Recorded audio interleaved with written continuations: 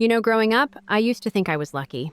I had a roof over my head, food on the table, parents who never hit me, never screamed at me in public, never left me behind at school pickup. From the outside, we looked like any other quiet, working-class family in the suburbs. Nothing picture-perfect, but nothing dangerous either. Just normal. It took me nearly 3 decades to understand that what I went through wasn't normal. It was abuse. Not the kind you see in crime shows, not the kind that leaves bruises, but the slow, quiet kind, the kind that makes you question your worth every time you breathe in someone else's presence. The kind that leaves no physical scars but kills you from the inside out.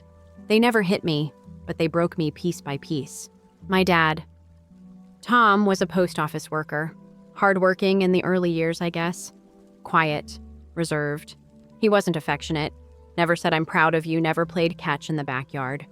He just existed near me, always watching, always judging, in silence. And when he stopped working after an injury during my sophomore year of high school, he became even quieter. Not out of pain, but out of resentment. Like my existence somehow mocked his failure. My mom, Karen. God, where do I start, was the type of woman who cried easily and recovered even faster when she got what she wanted. She never said outright that I owed her anything. She didn't need to. Every time I hesitated to give, she'd sigh and remind me how hard it was raising a boy while Dad was suffering. Every time I questioned something, she'd tear up, rub her temples, and say, "You have no idea what we sacrificed for you." She made guilt into a kind of oxygen in our house. You couldn't live there without breathing it in. They didn't punish me with belts or fists. They punished me with silence, with glares, with expectations so high I couldn't even see them anymore, only feel the pressure crushing me. If I got an A, they'd ask why it wasn't an A+. If I got a B, Dad would stop talking to me for a day. If I came home 5 minutes late, Mom would text me, "I guess you don't care about my health anymore." When I got my first job stocking shelves at 16, she cried, actually cried, and said, "Finally, someone else in this house helps keep the lights on." I was making $7.25 an hour. That was the start of something I wouldn't recognize until years later they were grooming me to become their provider. Back then, I thought it was love. I really did. I believed them when they said I was the only one who could save this family. I believed I was special chosen. It felt good to be needed. It felt like purpose. But it wasn't love. It was control wrapped in gratitude. It was manipulation dressed up as affection. There was this one night I remember clearly. I was 17, sitting in my room trying to study for finals. Mom knocked once and walked in before I could say anything. She sat on my bed and said, "Sweetie, I need $300 by Friday. It's the electric bill." I wouldn't ask if it weren't important. I didn't have it. I told her that. She nodded, slowly stood up and said, "I guess I'll figure something out. It's just, I thought I raised a son who'd take care of his family." I didn't sleep that night. I stayed up figuring out how to sell my PS4. And that's how it started. First the bills, then the car insurance, then Dad's medication, then Ashley's community college tuition, then the credit card debt that got out of hand. One thing after another, after another. Every step of the way I was applauded for being so responsible, but never thanked. I didn't know what it meant to have boundaries. I thought saying no to my family meant I was cruel. I thought taking care of myself meant I was selfish. Looking back now, I realize what I really was trained.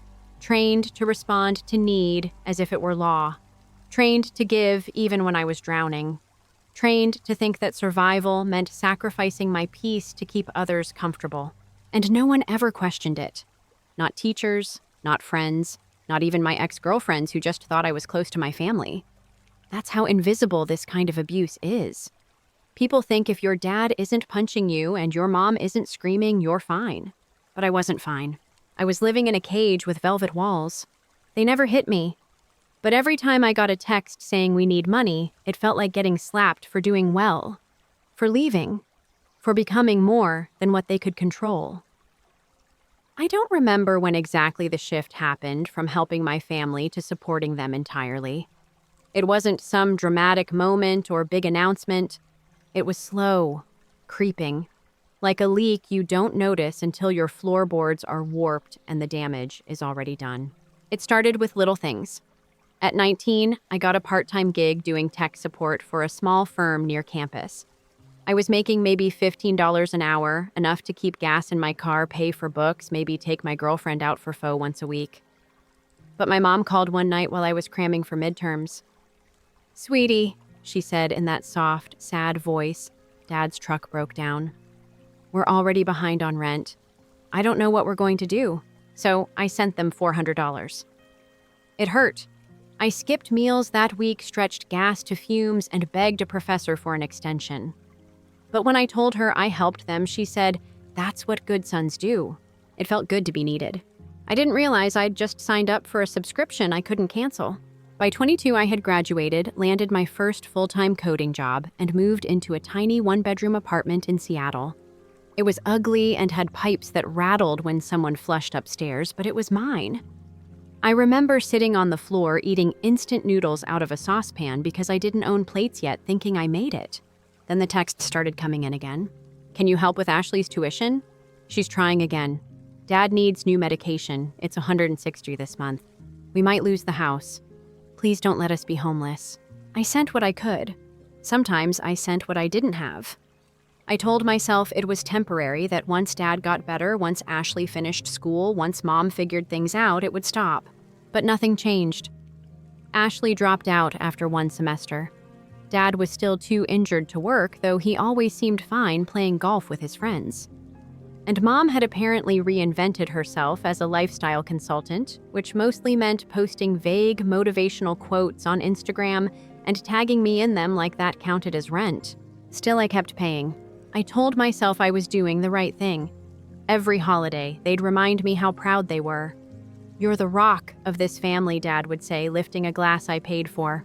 "We're so blessed to have a son like you," Mom would chime in while scrolling through vacation packages on her iPad, also paid for by me. But behind the smiles was something colder, more demanding. They stopped asking. They just expected. Mom would text mortgage due with her routing number. Ashley would Venmo request $200 with the caption emergency. Dad would forward medical bills with no message at all. I gave up trying to push back. One time I told Mom I need to start saving for my own future, and she snapped, "We are your future." She said it like a joke, but I felt it hit deep. She meant it. They believed it. I was 25, making decent money, around $95,000 a year, and somehow living paycheck to paycheck.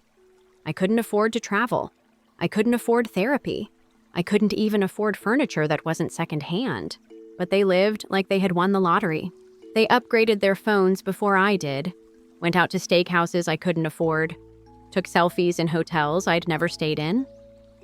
One Christmas, I got a thank you text from Ashley, no card, no gift, just a text and a tagged post that said, "Grateful for my big bro, always keeping us going." Like I was a generator, a machine, not a person. It wasn't until I turned 28 that I realized I hadn't really lived my 20s. I'd just been financing other people's lives. Every milestone I hit, they absorbed. Every time I tried to breathe, they tightened the leash. They weren't proud of me. They were feeding off me. And the scariest part, I still loved them. I still called them every Sunday. Still smiled through the guilt. Still sent money even when it made me anxious to check my own account balance. Because part of me was still that kid in the bedroom at 17 thinking if I just give a little more, maybe they'll love me back the way I need. But they didn't love me. They loved what I could do for them. And I was too ashamed to admit I had no idea how to stop. By the time I turned 30, I had crossed the six-figure mark at work.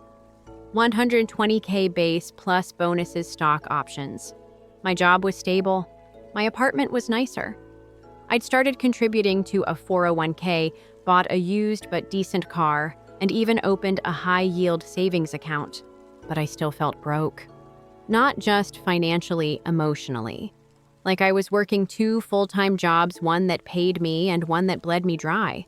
Every raise I got, my family found a way to absorb, like emotional inflation.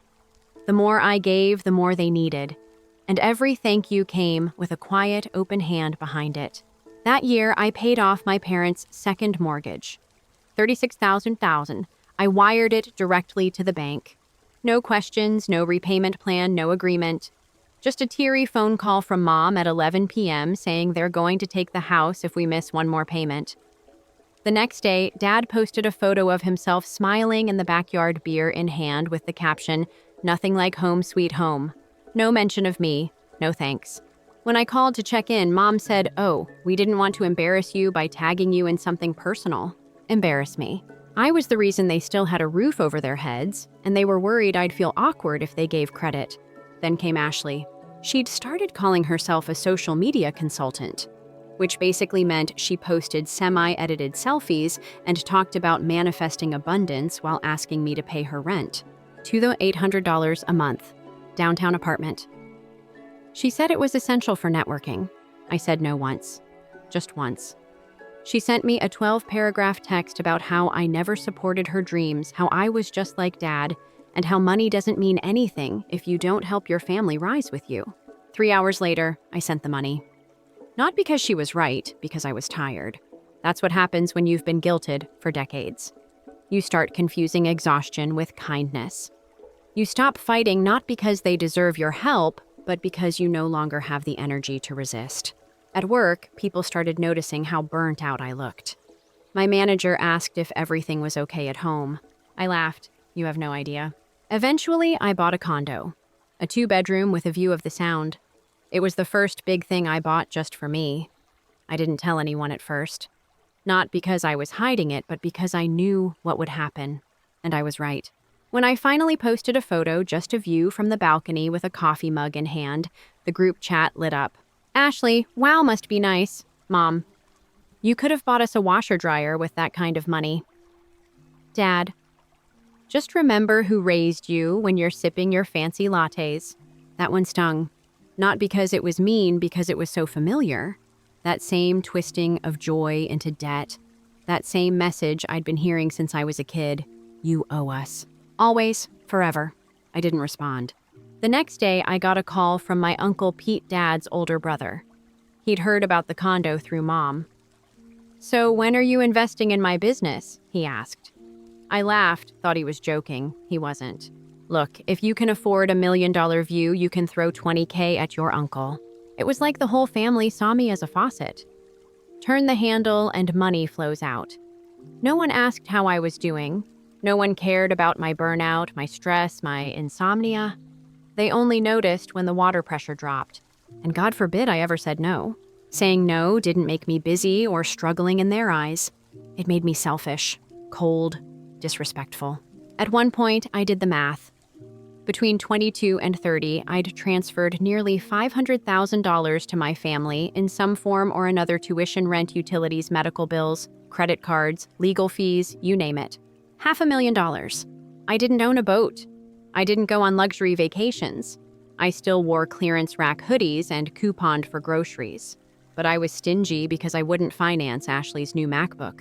The truth was, I wasn't just paying bills. I was paying for their approval. And it never lasted more than a few days. One time, after helping them cover yet another emergency, Mom texted, "You really came through. You're a good son." 3 days later, when I didn't answer a 2 a.m. call, she left a voicemail crying about how money has changed me. I hadn't changed. I was just starting to wake up. It was supposed to be a celebration, my dad's 58th birthday. Mom picked the place some steakhouse downtown that made you feel underdressed, even in a blazer. One of those restaurants where the waiters bow and the menu doesn't show prices. Where valet drivers don't look twice at a Tesla because half the lot is filled with luxury cars. I didn't even know we were doing anything until Mom texted me that morning. "Dinner at 7, Capitol Grill. Don't be late." "No, please. No, can you make it? Just a command." Like I was a soldier in their family campaign. To be honest, I didn't plan on going. I was exhausted. Work had been chaos. I had a headache that felt like it was drilling into my eye socket, and the thought of sitting through another performative dinner made my stomach twist. But part of me still hoped. Maybe this time would be different. So I showed up. 25 minutes late, wearing a shirt I hadn't ironed. I didn't apologize. The table was packed, 14 people, not including me. Aunts, cousins, a couple of family friends I didn't recognize, and 3 younger women who looked like Instagram models pretending to be interested in Dad's golf stories. Ashley was mid-story about a brand collab opportunity when I walked in. Nobody paused. Nobody acknowledged me. I sat at the far end. No seat was saved. I flagged down the waiter for water and waited for anyone to say hello. No one did. Not until Mom stood up and clinked her wine glass. I expected the usual, some sappy toast about love and family or a joke about Dad aging like fine wine. But no, she smiled wide and bright and said, "To a new chapter. Starting today, we are no longer a family." Silence. Then a few people clapped. Actually clapped. I looked around, trying to find anyone who looked shocked. But no Cousin Tyler smirked. Uncle Pete raised his glass. Even Ashley gave a quiet little nod, like she'd been waiting for this. I felt like I had walked into a play where everyone knew their lines except me. Dad didn't say a word, just kept cutting into his $95 filet like this was all perfectly normal. And in that moment, I laughed. Not because it was funny, because it was insane. Because it was so wildly absurd that the only thing my body could do was laugh. Then I stood up, reached into my pocket, and dropped the keys to Dad's Tesla on the table. They clattered against the wood like a gunshot. "Guess you won't be needing these." Now people looked. Mom blinked. Dad's fork froze midair. Ashley's jaw twitched. I pulled out my phone, opened the banking app, and closed the joint trust account I'd set up for them years ago. The one paying their mortgage. Ashley's apartment, their credit cards, phone plans, streaming services. Gone. In a few taps. 0 balance. 0 access. "You made it official," I said, echoing Mom's toast. "Starting today, I'm not your son." Someone gasped. Ashley stood up so fast her chair screeched.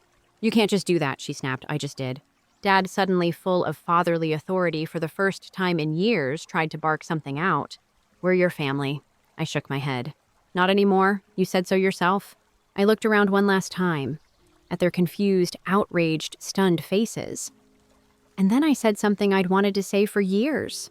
"Dinner's on them tonight. Enjoy." And I walked out. Outside, the night air hit me like a slap, cold, fresh, and real. I stood on the sidewalk for a moment, just breathing. My phone buzzed. Text after text. Calls. Missed voicemails. I turned it off. That night, I didn't go home. I checked into a hotel downtown, $500 a night. Ordered a glass of overpriced bourbon and sat at the bar alone. Not celebrating, not mourning, just breathing. For the first time in a long time, I didn't owe anyone anything. No one to save. No one to explain myself to. No one to perform for. Just me. And silence. It was the best gift I'd ever given myself. You'd think cutting off your entire family at a steakhouse would be the climax of the story. It wasn't. It was just the trigger. The real pain didn't come from the dinner or the shouting or the shocked looks when I walked out.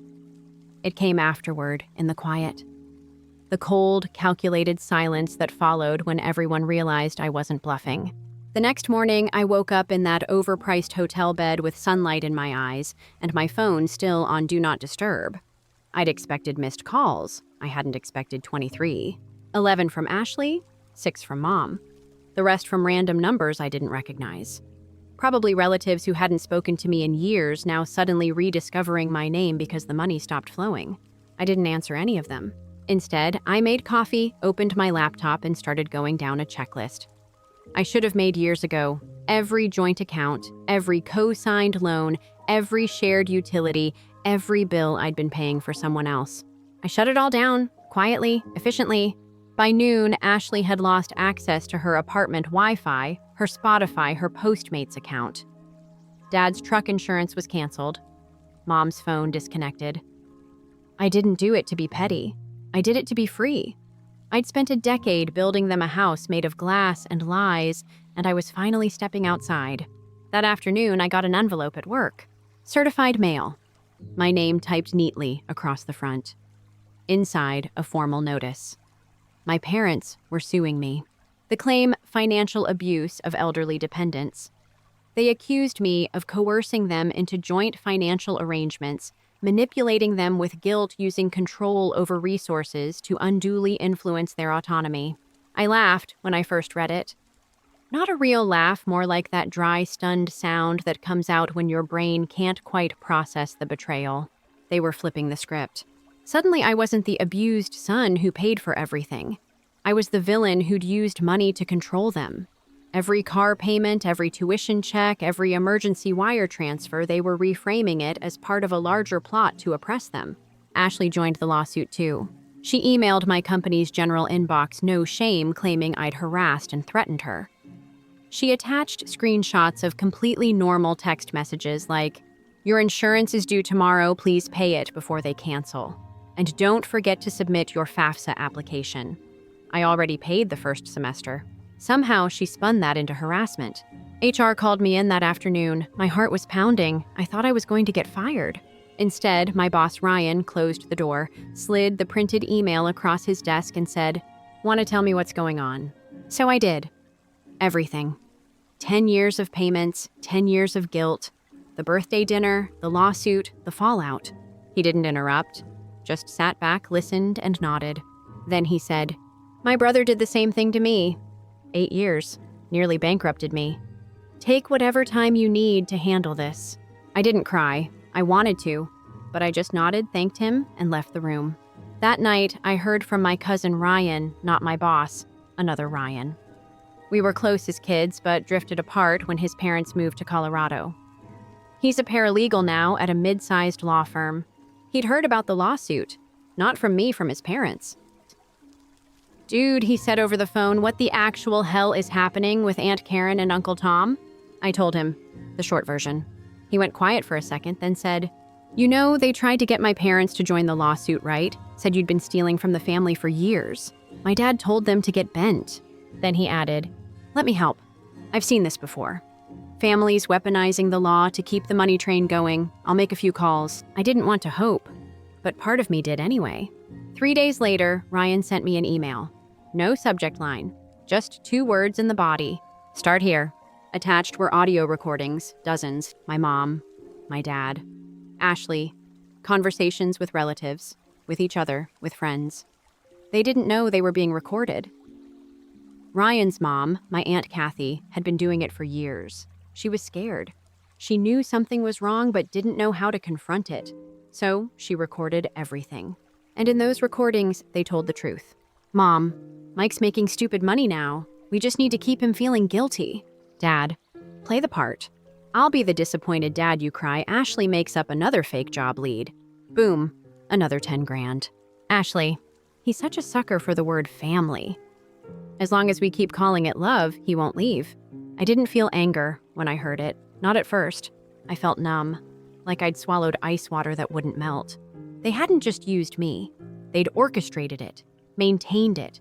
And when I finally walked away, they tried to destroy me for doing so. So no, walking out of that dinner wasn't the climax. It was the start of a war they never expected me to fight back in. I didn't go on social media for a few days after Ryan sent me those recordings. I wasn't ready to deal with the world or with people who might still think my parents were the victims. But I listened, over and over. Every clip, every conversation, every lie dressed up as family. Each time I hit play, another illusion shattered. The worst part? They weren't even careful. They spoke like they were strategizing over brunch. Like they'd done it so long it stopped feeling wrong.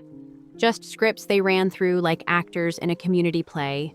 Same lines, same manipulation. There was one call where Mom told a cousin, "He has no idea we moved the deed. If things go south, Ashley owns the house now. That'll shut him up." And that's when I realized this wasn't over. Not by a long shot. They were planning for war long before I knew there'd be a battle. So I got to work. First, I downloaded copies of all the recordings, saved them to encrypted cloud storage, 2 backup drives, and a password-protected laptop I didn't use for anything else. I wasn't taking chances. Then I pulled every bank statement from the last 10 years. Wires, Venmo, checks, transfers, rent payments, medical bills, loan repayments. Over $700,000 moved in and out of my accounts, almost all of it tied to them. I color-coded each transaction. Red for Mom, blue for Dad, yellow for Ashley. It looked like a heat map of emotional damage. I even found a few things I'd forgotten, old emails where Mom said she just needed help for one more month, or where Ashley promised to pay me back as soon as she landed a big brand deal. Lies that aged like sour milk. I printed it all. Hundreds of pages. I bought a filing cabinet just to hold the evidence. And then I took it one step further. A few years ago, I'd started recording family events on my phone. Nothing fancy, just voice memos. Not for legal reasons, for myself. To remind me I wasn't crazy when I felt like I was being gaslit.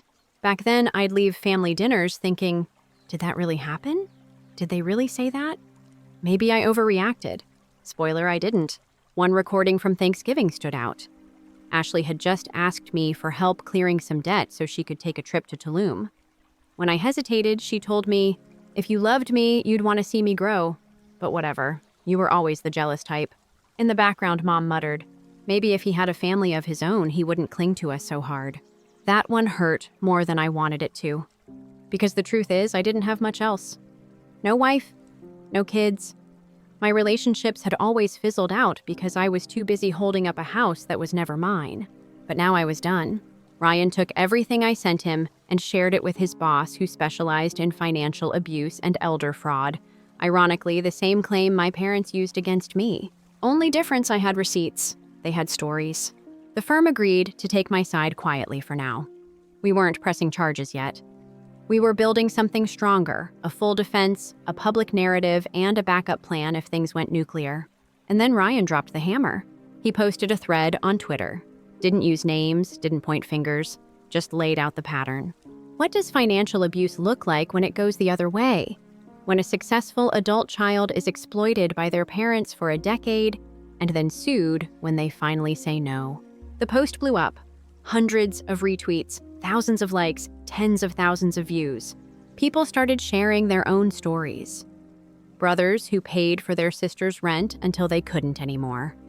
Daughters who supported their parents through college and then got called selfish for starting a business.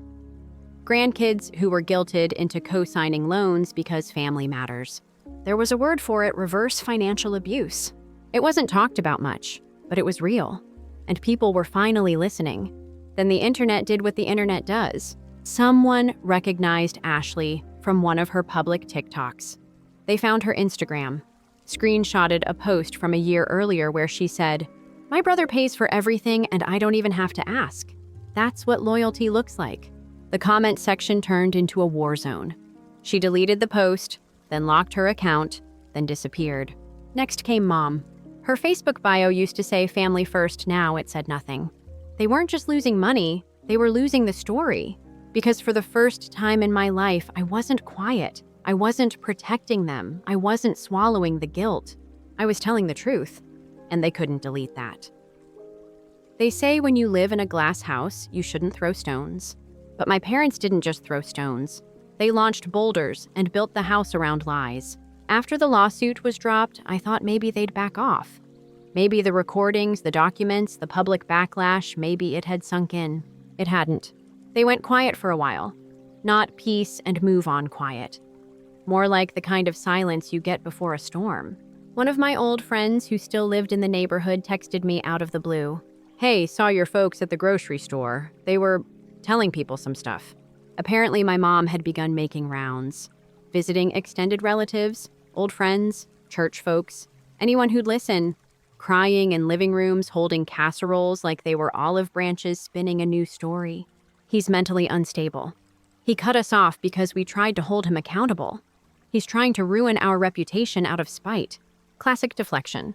And the thing is, it worked on some people. I started getting calls from distant cousins I hadn't heard from in years. "Hey man, I don't want to pick sides, but your mom's been through a lot. You should really try to talk things out." I wanted to scream, but I didn't. I just said the same thing every time. "Ask her to show you a bank statement, then call me back." None of them did. What they didn't realize, and what my parents clearly forgot, was that I hadn't just walked away emotionally. I'd removed myself legally too. Let me explain. Years ago, when I agreed to help them refinance the house, my lawyer insisted we include a clause, just a line buried deep in the paperwork.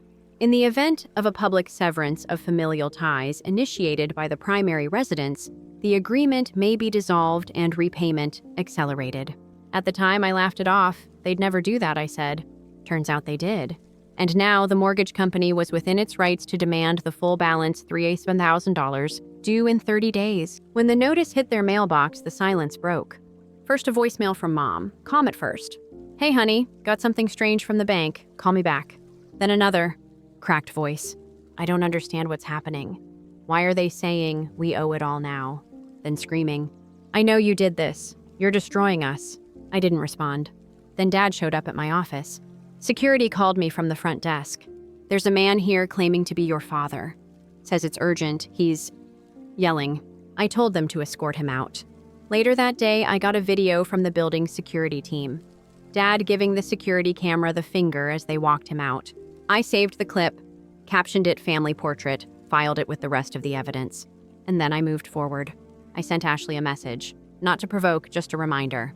Your accounts are still tied to the family phone plan. You might want to update your info. It's getting canceled at the end of the week. She read it, didn't reply. On Friday, I shut it down. Turns out none of them realized how much their lives depended on things I had quietly maintained. Ashley lost access to her social media accounts. Everything was tied to that number. Mom couldn't recover her Gmail password. Dad missed 2 golf outings because his buddies couldn't get a hold of him. I wasn't trying to humiliate them. I was cleaning house, literally. Next up, the streaming services, grocery delivery, Amazon Prime, insurance bundles. All gone. They'd built their world on the assumption that I'd keep paying the bills even after they set fire to the bridge between us. I wasn't angry. I wasn't vindictive. I was just done. And I think that's what scared them most. Because abusers can handle outrage. They can handle shouting and slamming doors. But silence boundaries, that scares the hell out of them. It was never really about money. It was about control. And now that I wasn't reacting, they had nothing to grip onto. They weren't ready for that. They weren't ready for me to be gone, not just physically, but emotionally, financially, spiritually. They weren't ready for freedom because freedom meant responsibility. And they'd spent their entire lives avoiding that. You can ignore reality for a long time until the bills come due. 3 weeks after the mortgage acceleration clause kicked in, I got a message from a friend of mine who works in real estate. He didn't know everything about my situation, just that things were complicated with my parents. "Hey, not sure if you saw this, but the bank just listed a foreclosure notice for your old family home." It was real. Public. On record. Their house, the same one they guilted me into saving a dozen times over the years, was being repossessed. And just like that, the silence broke again. Mom was the first to show up. I hadn't seen her in person since the dinner. It was a Sunday morning. I'd just gotten back from a hike and was still holding a thermos when the doorbell rang. I opened it and found all 3 of them on my porch.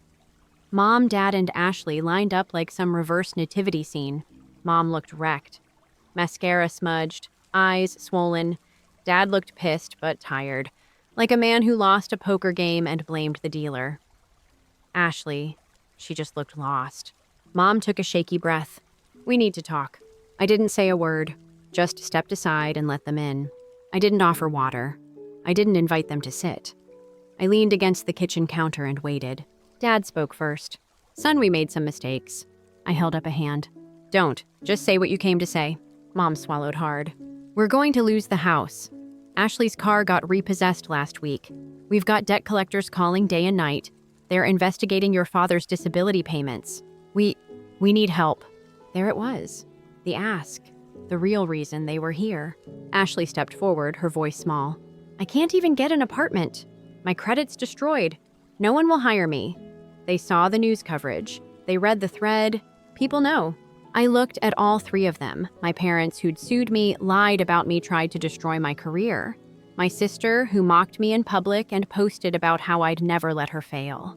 And then I did something that surprised even me. I went to my desk, opened a drawer, and pulled out 3 envelopes. I'd prepped them weeks ago. Not because I expected this, but because deep down I knew it would come. I handed one to each of them. "These are your options," I said. "Take it or leave it. But this is the last thing I'll ever give you." They opened them in silence. Dad's envelope held enrollment forms for a job retraining program for adults over 50. Warehousing logistics forklift certification. I'd already paid for the registration. Mom's envelope had a lease agreement for a small studio apartment across town. 6 months covered. After that, she was on her own. Ashley's contained an acceptance letter to a vocational program in medical billing. A friend of mine ran it. Tuition was prepaid. Classes started in 2 weeks. No checks, no cash, no second chances. Dad started to argue. Mom grabbed his arm. Ashley blinked hard, jaw clenched, but said nothing. "Why would you do this?" she finally asked. "After everything." I looked at her, and for the first time in years, I didn't feel heat behind my eyes. No guilt, no anger, just calm. Because unlike you three, I understand what family is supposed to mean. I pointed at the table. This is the last help you'll ever get from me. There's no money, no free ride, no more lies. If you want a life, you're going to have to build it yourselves. Mom started crying. Dad looked down at the floor. Ashley didn't say a word. I walked back to the door and held it open. They walked out one by one. No hugs, no apologies, no begging, just silence. And for once, it wasn't mine to carry. They left that day without another word. No one slammed a door. No one begged. No one cursed me on the way out. They just walked. And I closed the door behind them softly, deliberately, and leaned against it for a long time like I needed to hold up the last wall between who I used to be and who I was now. I didn't cry. Not because I wasn't sad, but because there was nothing left to grieve. The version of family I had tried to keep alive for so long had already died. Maybe it had never really existed to begin with. What I felt instead was this strange sense of peace. Not joy, not relief exactly, just space. A kind of mental quiet I hadn't experienced in over a decade. I went 2 months without hearing from any of them. 2 months of silence. And let me tell you, after years of crisis calls, money emergencies, emotional blackmail disguised as checking in, silence felt radical. Like finally getting off a roller coaster you didn't realize was killing you slowly. In those 2 months, I slept better. I started seeing a therapist. I took time off work, flew to Oregon, stayed at a cabin by the water, and read books without checking my phone every 5 minutes. I reconnected with friends I'd pushed away during all the financial chaos. I even started dating again. It wasn't some magical movie-style healing arc, but it was real, solid, slow, the kind that actually sticks. Then out of nowhere, I got a letter. Not a call, not a text, a handwritten letter in shaky all caps. It was from Dad. The warehouse job is hard work, honest work. It's what I should have been doing years ago. I'm shift supervisor now. I don't expect forgiveness. Just wanted you to know I'm trying. That's all it said. No, I love you. No apology. Just a quiet admission. 2 weeks later, a text from Mom. A photo of an employee badge for a local dental office. She was working the front desk. "It's not glamorous, but it's real," she wrote. "I haven't missed a shift. Still no apology, but I didn't expect one. Not anymore." Ashley was the last to break the silence. Almost a year after that final conversation, I got an email. Finished the medical billing program, got a job at a clinic. Pays okay. Still hate that you did this to us. But I'm not living in my car anymore, so I guess that's something. I read it once, closed the tab, never responded. Because here's what I learned. Sometimes silence is the response. I didn't need a scene. I didn't need them on their knees. I didn't need the words I used to ache for. "We're sorry. You were right. We failed you." What I needed was distance, boundaries, peace, and I had it. In the year that followed, I stopped thinking of myself as their son in the way I used to. Not because I disowned them, but because I finally understood that blood alone isn't a promise. It's not an IOU, it's not a blank check. You don't get to burn someone down and still expect them to be your foundation. What they chose to do with their lives after that day, that was on them. And yeah, maybe the job programs, the studio apartment, the schooling, maybe those things helped them land on their feet. But I didn't do it for them. I did it for me. Because I needed to know that when I walked away, I had done so with dignity. That I had given them one last chance to become better, not for me to forgive them, but for them to finally face themselves. And if they took that chance, good. If they didn't, also fine. But I wasn't coming back either way. It's been 2 years. 2 years since the steakhouse. 2 years since the lawsuit. 2 years since I finally said no more. And sometimes I still catch myself flinching when my phone buzzes, like some old reflex that hasn't quite died yet. But then I see the name on the screen, an old friend, a client, someone who actually cares, and I breathe again. I'm not the same person anymore, not even close. I used to think freedom would feel loud, like a celebration, like some kind of movie montage, smashing plates, cutting ties, blasting music, dancing alone in my new life. But freedom is quiet. It's sleeping without dread. It's checking your bank account and knowing it's yours. It's not needing to explain yourself. It's learning to sit with silence and knowing it's not punishment anymore. Since I walked away, I started my own software consultancy. Nothing huge, just a small firm, couple of employees, low overhead, good clients. It's steady, it's mine. I don't dread Mondays anymore. I bought a cabin in the mountains last fall, just outside of Bend, Oregon. I go there on weekends with a few friends, real friends. We chop wood, cook over fire, stay up too late playing cards and telling the kinds of stories that don't require disclaimers or careful edits. Ryan and his wife come by often, sometimes with wine, sometimes with their dogs, always with warmth. They never ask about my family. I never bring it up. There's no need. The people who stood by me didn't need explanations. The people who left, they never wanted the truth. They wanted control. As for my parents, I haven't heard from them in over a year. Ashley sent one more email last Christmas, a generic hope you're well with a picture of her cat in a Santa hat. I deleted it without reading the rest. I'm not angry anymore, but I'm not going back either. People ask me sometimes, co-workers, old friends, even my therapist, do you think they changed? And honestly, I don't know. Maybe they did. Maybe they didn't. But change means nothing without repair.